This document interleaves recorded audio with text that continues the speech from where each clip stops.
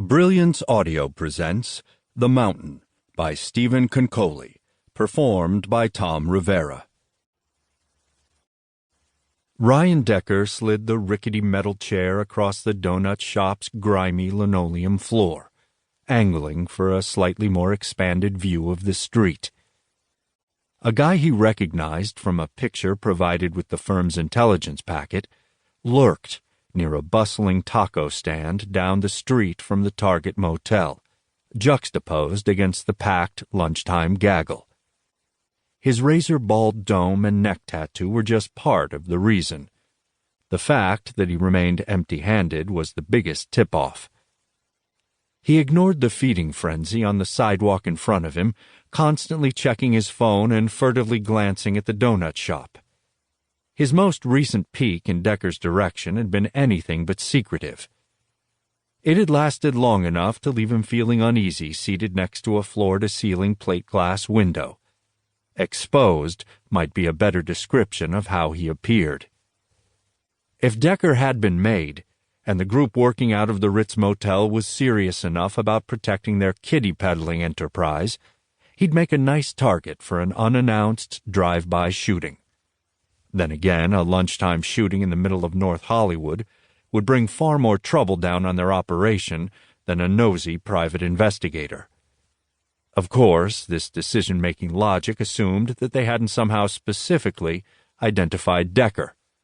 He'd built somewhat of a ruthless reputation in Los Angeles over the past several months, and despite Harlow's best efforts to keep his connection to the firm under the radar, word had oozed into the deepest, darkest crevices of the area's human trafficking underworld. Decker's presence meant one thing for these scumbags: serious trouble. Decker loosened his shirt, giving him better access to the concealed pistol on his right hip. The man stepped away from the taco shop crowd and started walking briskly toward the Ritz Motel, his eyes darting from the sidewalk in front of him to the donut shop window. Shit. Decker took a sip of coffee while tapping a text to Harlow. Decker. Taco Nazi OM toward RM. Pretty sure I'm burned. Harlow. Motel is hot. I can feel it. Decker. He'll probably walk right past if I'm made. Harlow. Can't let that happen. We have to find her ASAP if you're burned. They'll kill her and leave. Decker. Agreed. Need a room number. Harlow. How? He alternated between Taco Nazi and the screen for a few moments, deciding on a fairly reckless course of action. If it didn't work, they'd be no worse off than now. Decker. Have an idea. You won't like it. Harlow. Shocker. Do it. Where do you need me? Decker. Depends on what happens. OM. Decker pushed away from the table and ran for the door, barely managing to speed dial Harlow's number on the way.